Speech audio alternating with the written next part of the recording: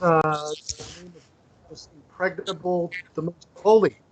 I am once again with the great Stephen Beyer. We've done three podcasts with each other so far, I think. This is the fourth one. And we're going to let the conversation flow, but Stephen wanted to talk about the ilm al-huruf, the science of letters. Shoot, Stephen. How you doing out there in this under this regime of Corona apocalypse? I'm doing pretty good. I'm finding many opportunities to help my neighbors and still stay safe. What Um, about what about sane? That's the most important thing in these times. How's, um, we will see. We will see. Things so far, they've gotten a little bit crazy. Um, at the hospitals, there's no visitors allowed, so you can't see people. And the markets are just crazy these days. yeah, yeah. I'm watching all of this unfold. This is amazing times. But I cannot but remain positive about all of this. In a sense, the way that it is unfolding is truly biblical, and I cannot but conclude that at the tail end of this process, that something unforeseen and in a good way it will emerge, and it will be a long process. And but people's values and priorities is being tested to the utmost right now, and that is a very good thing. That is very very necessary. Yes, Uh, Go ahead.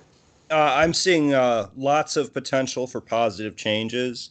The idea is that the health of poor people actually are a concern to the whole.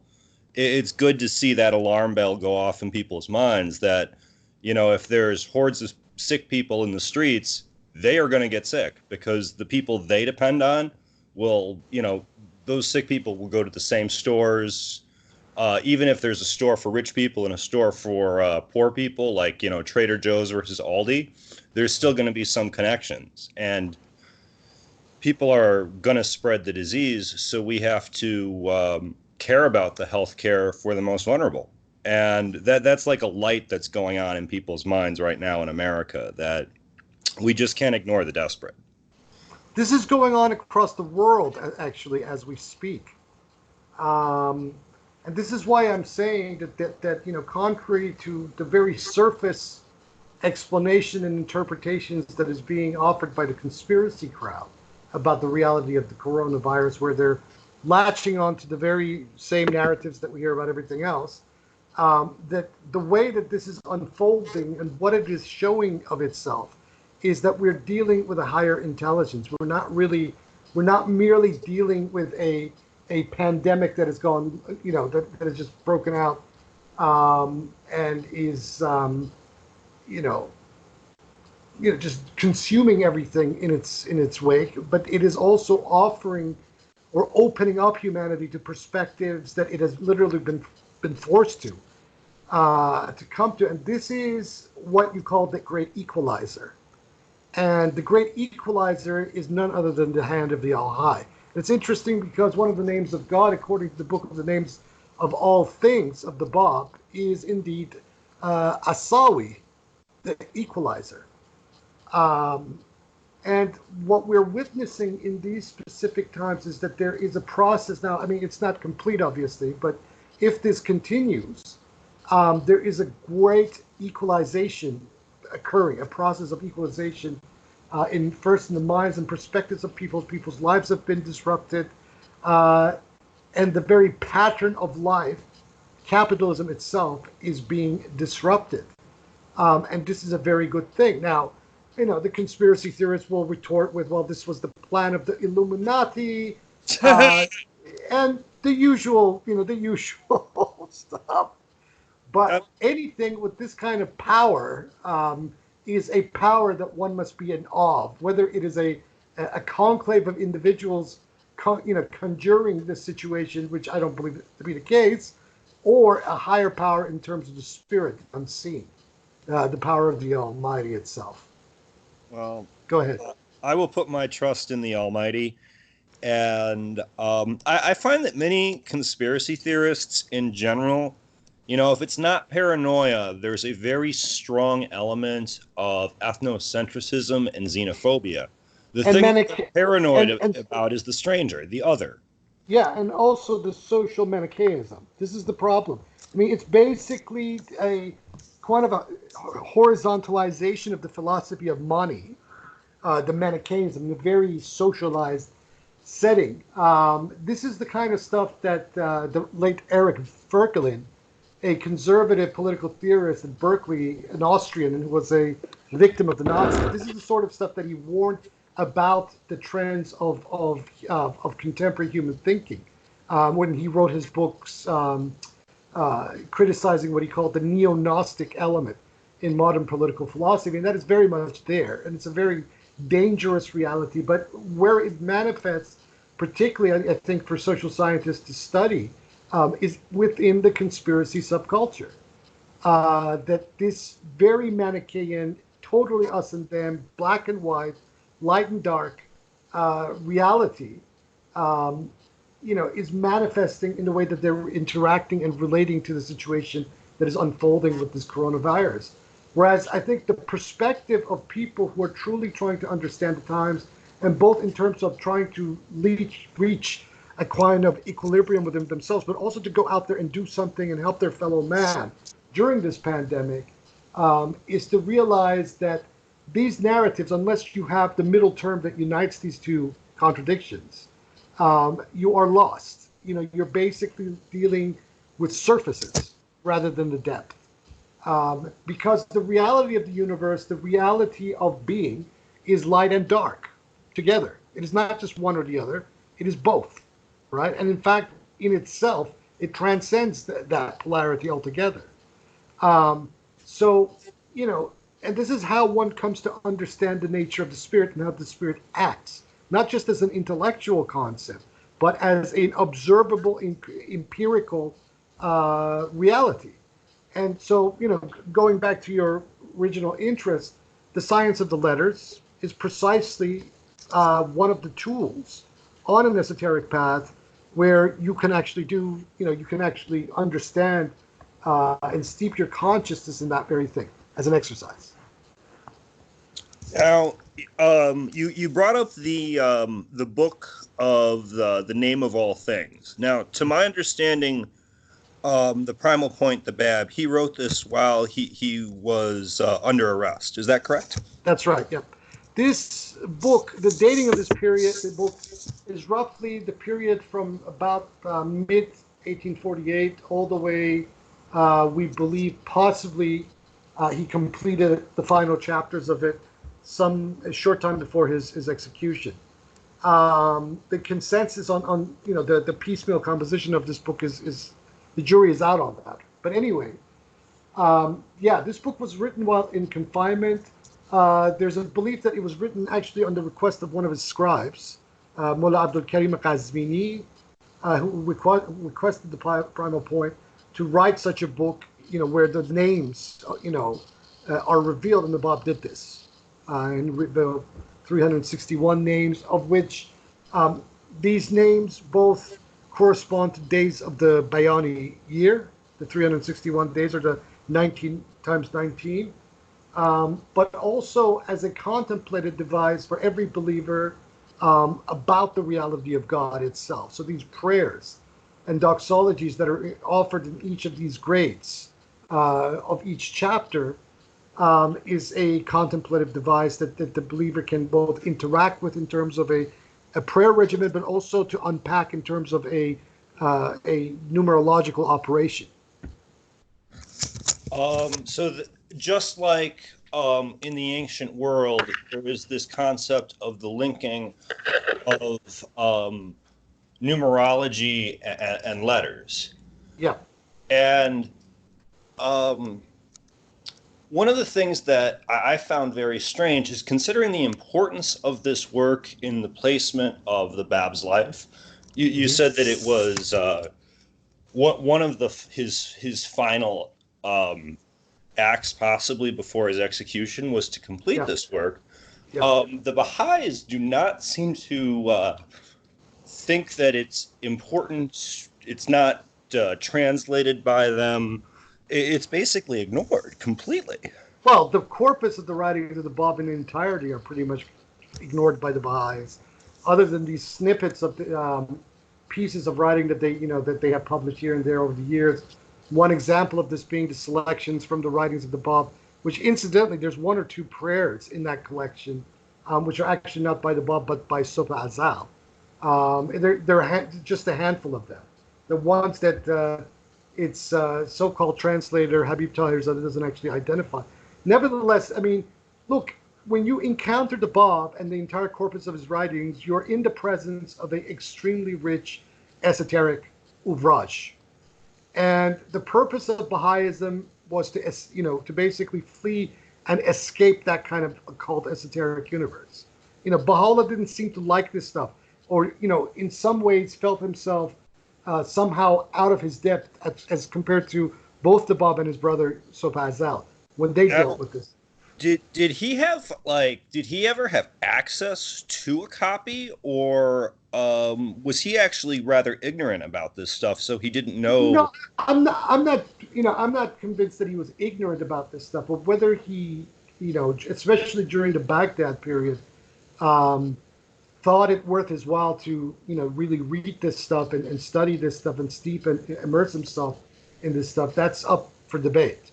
Gotcha. But we know from Bayani accounts that there was a period where some of these works of the Bab that were being requested by Sopa Azad to be sent to Baghdad, copies that he didn't have, and that they were flowing from Iran into Baghdad, that he was burying, that he had ordered one of his wives to bury these works in the garden of their house in Baghdad. But the Baha'is have claimed they did this as a kind of a security measure, to not alert authorities, etc. But that's a complaint. That's an excuse I don't buy. Considering that for most of his activity in the Baghdad period, Baha'u'llah was pretty much acting unimpeded, like the head of like being the dawn of a mafia in Baghdad. Yeah. Well, he was essentially at this point had failed in a coup assassination attempt. Yeah. And was trying to figure out how to essentially sell out to the highest bidder on the international stage, whether that was going to be England or Russia. Yeah. Well, he did it to both. And, he had visitors in Baghdad, in the early Baghdad period, like I've mentioned before.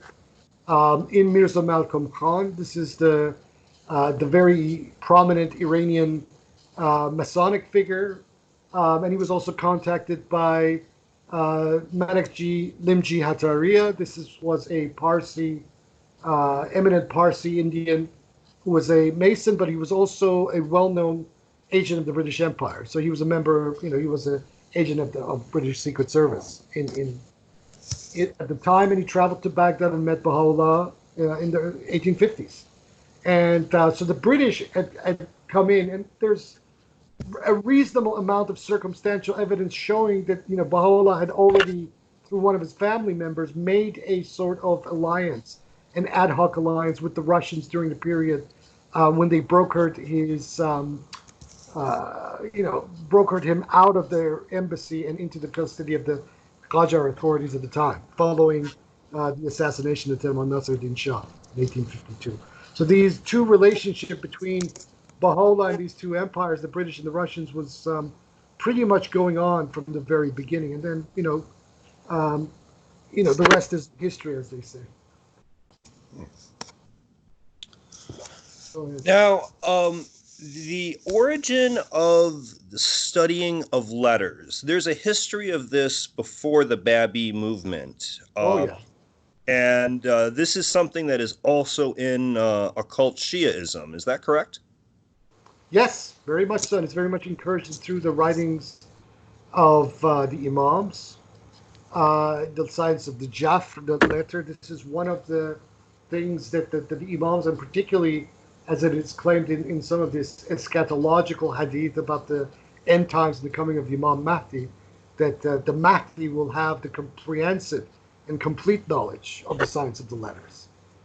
which is one of the things that the Bab incidentally then claims himself to possess.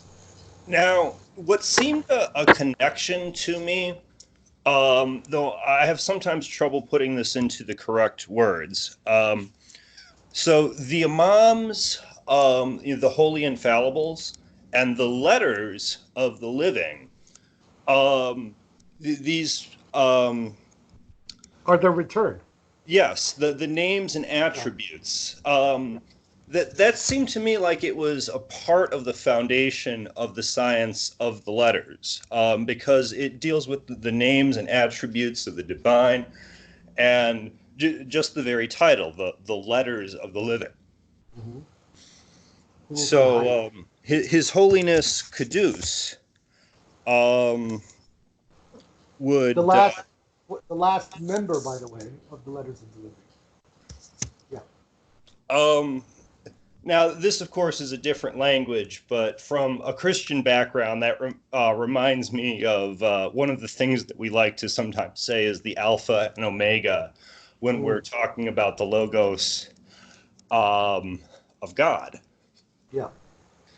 And so there is an entire sort of hidden way the Lord runs the world, but for a believer, it's something that he wants us to learn about.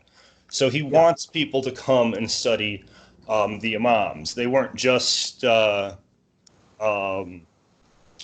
people. These were people who had guidance and their lives tell us something about God, and the same is true about the letters of the living. That's true, very much so.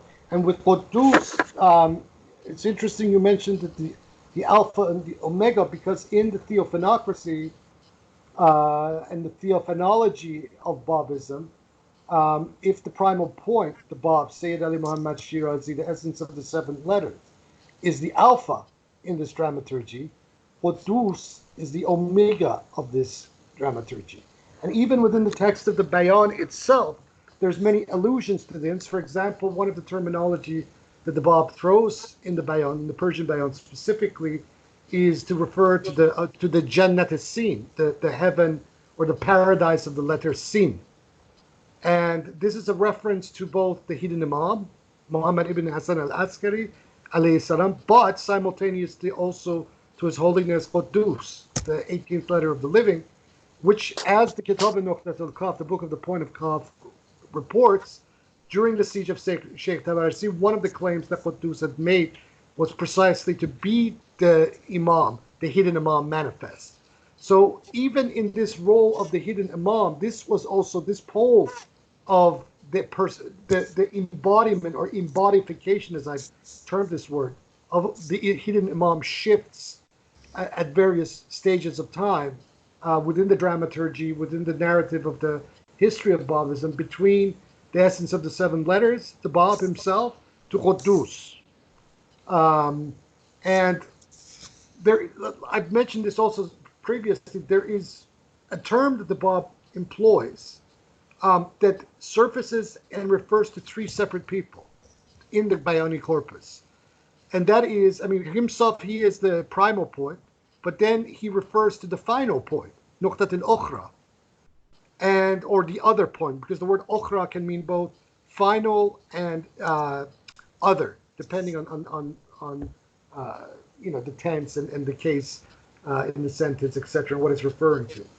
And this title was one of the epithets of Qudus. So if the Bab was the Nuqtat al-Ula, the primal point, Qudus, during the term of his life, was the Nuqtat al-Ukhra, the other point, or the final point.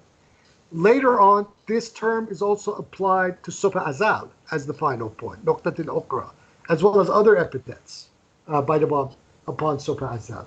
But then we find out references to Nuqtat al-Ukhra also refer to the promised one of the Bayan itself. The messianic figure of he whom God shall make manifest is likewise referred to as Nuqtat al-Ukhra in the corpus of the Bayani writings.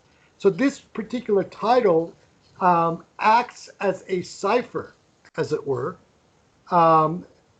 introducing and indicating to the Bayani adept the identity of the true promised one of the Bayan, which is the return of Quddus, who is the return of Supa Azal. And this point, which is replete throughout the writings of the Bayan in various places, was completely missed on all of these various claimants, as if they were not paying attention to the esotericism or the theophanology of persons and the prophecies of the theophanies of persons that the Bab put out there in his writings. This is one of the glaring issues in the debates between the Baha'is and how Mirza Hossein Ali Nuri, it is impossible for him to be the true promised one of the Bayan, simply because one of the latent embodiments of the future messianic figure of he whom God shall make manifest was already living in the form of the mirror of the Bayan, which was Supa Azal. But, this sort of esotericism and the theophany and the complex theophany and theophanocracy of persons is something that the Baha'is just, they just found this stuff too much. They wanted a very cut and dry theology, and this stuff had to go, and so they threw it out. But nevertheless, these are the ideas in pristine Babism about, the Paruja of the Bab himself, in his future messianic advent. Go ahead. So this creates a hidden architecture to the writings and allows there to be, as you said, sort of a cipher that would be missed by the superficial person and only be noticed by someone who really studied it. And there's been a That's right. tradition both in gematria and others for this type of code being used, where the letters of scripture are really focused on for part of the analysis. Yeah, same thing is going on. And in fact, the same thing is also going on in the Bayan, and the Bab very specifically states, the believers that, you can arrange and rearrange the ordering of the Bayan however you wish. You can, employ the signs of the letters and numbers to every single passage of his writings in any which way that you wish, because in whatever fashion that this is ordered, all of it returns to the soul of the Bayan itself. Go ahead. Well, that explains some of the power that this has, and this is something that essentially is denied to the Baha'i practitioners. They don't have access to this. No, they don't have access to this. No, they don't, and they don't want access to this, to tell you the truth either. It does sort of seem like that. It would be threatening to their paradigm. Yeah, it would be completely for the Bab to have. It just does not fit their narrative of how they view him, because they view him solely as a forerunner to the great Baha'u'llah, and not as somebody with a message like this. No, they can't. The minute they accede to something like this, it will put them in one of two positions: either in a position of intellectual schizophrenia, which many genuine Baha'i intellectuals and scholars suffer from, because they have to maintain both, the truth as well as the party line simultaneously, and not all of them can succeed very well. It must be stressful. Or it puts you in a position where you have to deny this stuff altogether, because if you saturate yourself too much into it, it will shatter your faith in the Baha'i doctrine and the Baha'i doctrine completely. Anyone who studies the corpus of the writings, the primal point, from the adept's perspective, that is, that if you are, not just reading these texts, for their own sake, but also reading these texts with the tools of the adepti at hand, such as the science of the letters and numbers, etc. This corpus of writings, basically gains the same kind of relationship to you as with the Quran if you use these various tools, or as with the Old and New Testaments if you use these tools. The spirits begins to speak, very literally sometimes. And so this is how you begin to assess the validity of a given claim and revelation from its opposite. Whereas this sort of stuff, I mean, it was there at the very beginning of Baha'u'llah's claim, and in the first few years, occasionally you see a few occult stuff cropping here and there in the writings of the Baha'is. But overall, the level at which the Bayan was focused completely on this sort of stuff all the time is completely absent in the Baha'i writings. Yeah, I would guess that the average Baha'i couldn't really tell you why they were even called the Letters of the Living, No. how that title links into the system. Now, an odd link that came to mind is just how this type of tool is sort of feared by the Baha'i authorities. It's also been downplayed in current 12 or Shiaism in Iran. In everywhere, in all popular Shia cultures. Look, when you provide these kinds of tools into the hands of too many people, the necessity for ecclesiastical institutions and structures and authority, etc., basically becomes redundant, right? Unless you're dealing with a genuine charismatic authority that can demonstrate connection to the spiritual worlds, which most mullahs, which most rabbis, which most contemporary modern religious administrators and leaders completely lack. Very true. Yeah. But these are the tools by which one can, connect with the spirit. I mean, even in a, Orthodox Jewish context, if there were some Orthodox Jews that were willing to really saturate and steep themselves in the science of Gematria and in all of its various sub-branches, and just practice this through the scriptures, just with the Tanakh itself, and do nothing else, not worry about anything else, they would make that leap into that next level beyond the analogous of Sharia thumping, and in Judaism it's the mitzvah thumping. It's the same thing. Once that straitjacket of the religious law is taken from their hands, or if they begin to realize that the religious law in some form serves a function for the passage from one level of understanding and consciousness to the next, then they begin to shed the redundancies of elements of this religious law, and they begin to do the path. And that doesn't mean that the religious law goes away, but what it means that even in their individual wayfaring, elements of the law become redundant. And this is also one of the meanings of progressive revelation, where the Bayan itself is concerned. We're not, the Bayan didn't abrogate all religious law forever. It transformed it, introduced a new religious legal foundation, with the caveat that at some point in the future this would be also abrogated, because that's served its purpose in the collective wayfaring of a given dispensation from one point to the next.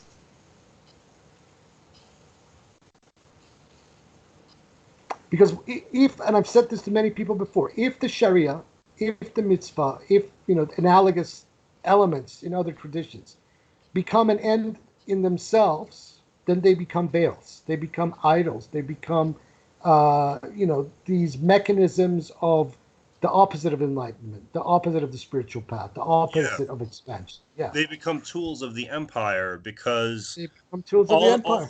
They're reduced to simply superficially uniting people, and through fear, mostly. Yeah, they love to exploit those divisions. So they unite this group so they can manipulate them against another group, and they probably have a deal behind with the bankers that's funding both sides. Yeah, that's usually how it works. Yeah.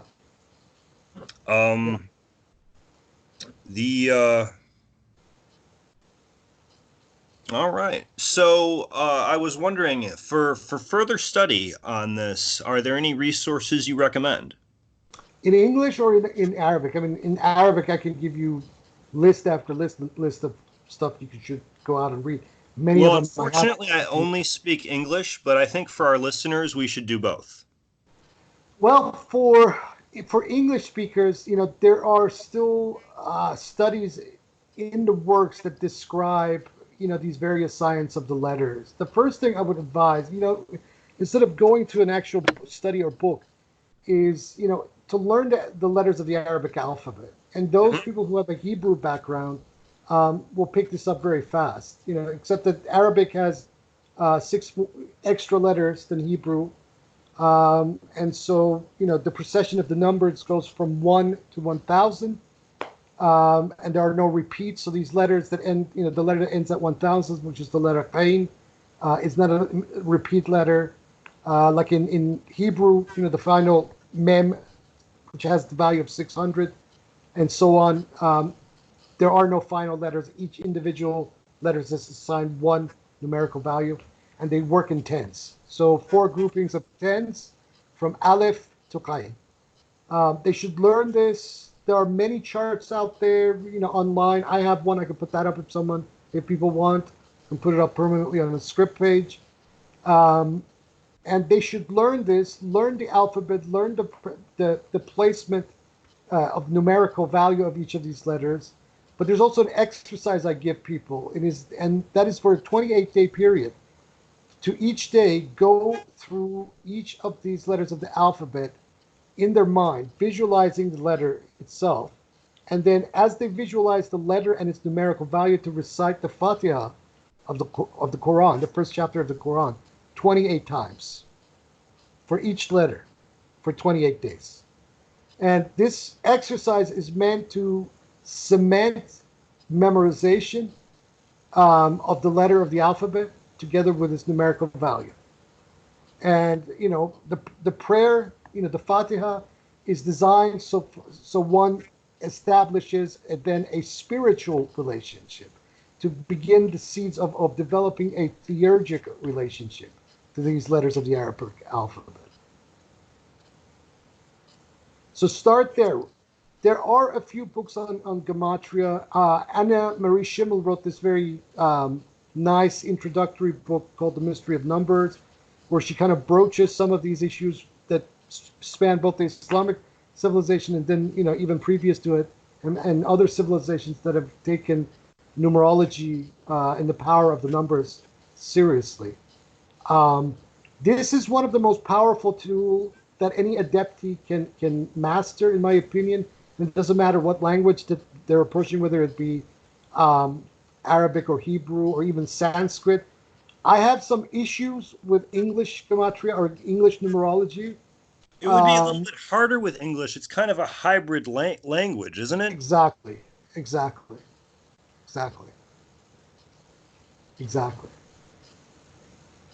But I would start there.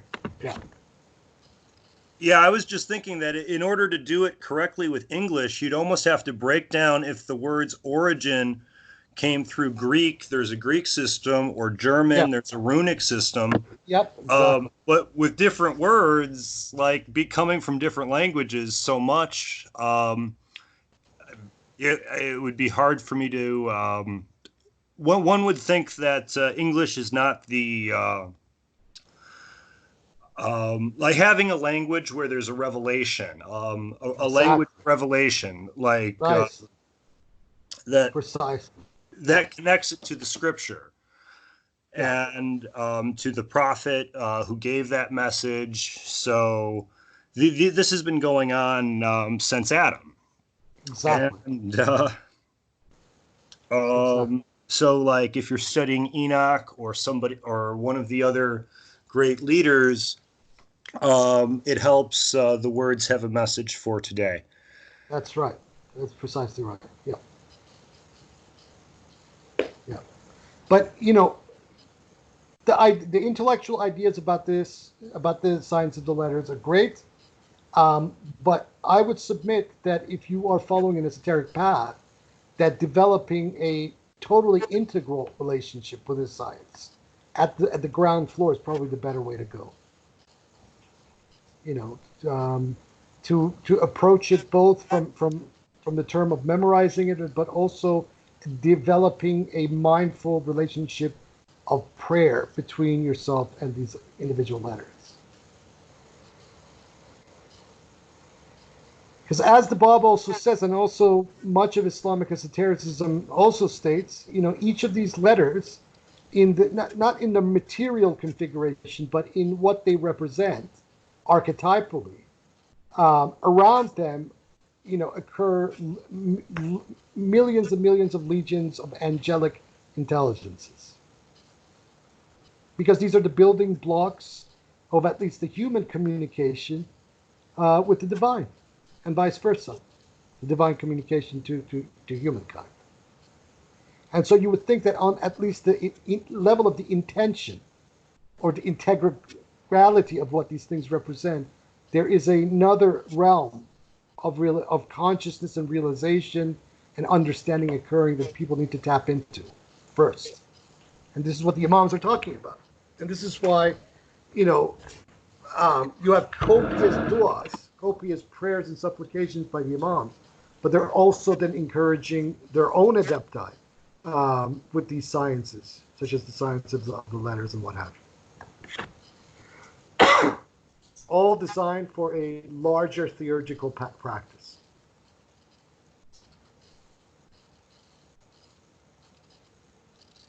Which in the Bayan, with a work like the Book of the Names of All Things, is actualized in a very, very beautiful way.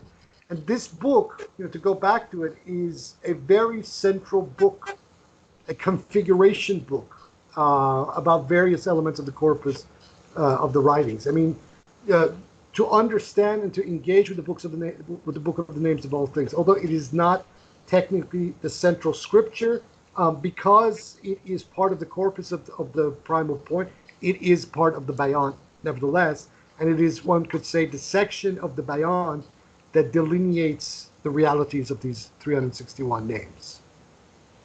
And especially with the later writings of the Bab, in some way or another, especially during my workings with these writings, in some way or another, this Book of the Names of All Things acts as a sort of axis to understand the correlations and the correspondences of certain ideas, words, and numbers in this later corpus of the writings of the Bab. So one must study this book. And with the Bayani community, this is a very central book. The only problem that we have now is that the first, second, and third unities of this book doesn't exist in any manuscript. Although I have heard certain Baha'is claim that within this manuscript collection in Haifa, they have actually seen it. Nevertheless, we know what those names are, in the first few unities, and we know how they would have been permutated. So it is possible to reconstruct, even though the actual existent manuscripts are no longer available of these first two unities.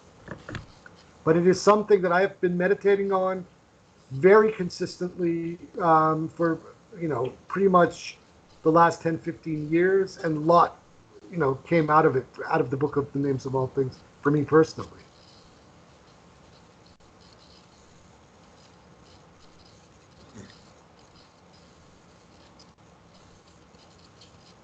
Go ahead. And the power that these have, and this sort of ties into something interesting that I've noticed both in Talmudic and Greco-Roman understanding in the ancient world with the Neoplatonism and the Pythagorean ideas. Yeah. Is excuse me, is that the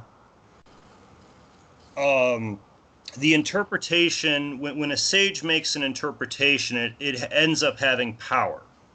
Yeah. And this can be almost baffling to understand because it shows a power of miracle. I think the example, excuse me, the example that I heard is that an interpretation will follow the mouth, as once it is said and once it is set with the prayer, that there will then be an effect. Yes. Which is basically acceding to the praxis being the praxis of theurgy, rather than simply keeping up the law. But, I think a lot of these Hasidic groups already understand that distinction very well.